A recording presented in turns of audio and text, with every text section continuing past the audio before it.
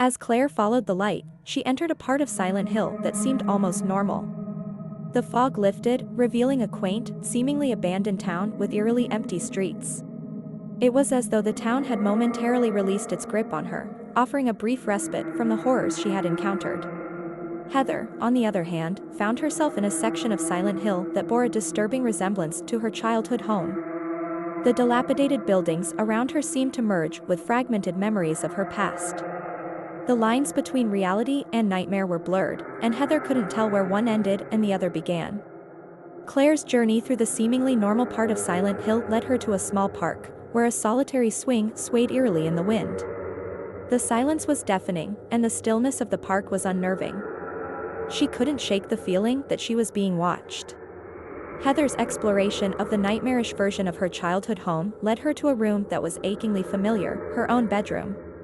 The walls were adorned with drawings she had created as a child, and the air was thick with the scent of nostalgia. But the sense of familiarity was shattered when she looked out the window and saw a grotesque, distorted reflection of herself staring back. Claire's unease grew as she continued through the park. The swing seemed to beckon her, its rhythmic creaking echoing in the stillness. With trepidation, she approached it and hesitantly sat down.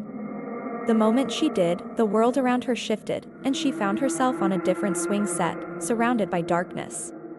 Heather's reflection in the window twisted and contorted, taking on a nightmarish form. The room itself began to shift and change, as if it were a living entity. Desperation welled up within her as she realized that she was trapped in a nightmare of her own making. She had to confront her inner demons, the twisted manifestations of her fears and insecurities. Claire's swing set in the darkness began to move on its own, propelling her higher and higher into the void. She felt a growing sense of vertigo and panic, unable to escape the relentless motion. The darkness closed in around her, and she knew that she was teetering on the brink of something unspeakable. Heather, determined to confront her nightmarish reflection, reached out and touched the glass. As her hand made contact, the reflection seemed to shatter, revealing the true source of her torment, a grotesque, twisted version of herself. The creature let out an anguished scream, and Heather knew that she had to face it head-on. Claire's descent into darkness reached its climax as she felt herself hurtling through an abyss. The world around her twisted and distorted, and she couldn't distinguish reality from nightmare. It was as if Silent Hill itself had become a vortex of despair, consuming everything in its path. Heather's battle with the nightmarish version of herself was a harrowing ordeal. The creature taunted her with her deepest fears and insecurities, dredging up painful memories from her past. But Heather refused to back down. With every ounce of her strength, she confronted the creature, refusing to let it define her. As Claire's descent continued, she felt herself losing hope. The darkness was suffocating, and the despair was overwhelming. But just when she thought all was lost, a glimmer of light appeared in the distance, a faint, distant hope that beckoned her forward. Heather's battle with her inner demons reached its climax as she overcame the nightmarish version of herself.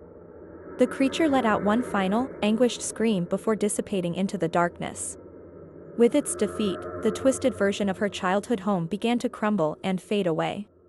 Claire's journey through the abyss reached its conclusion as she reached the source of the distant light. It was a small, flickering lantern, suspended in the darkness. Claire reached out and grasped it, feeling a surge of warmth and hope. The darkness receded, and she found herself back in the fog-shrouded streets of Silent Hill.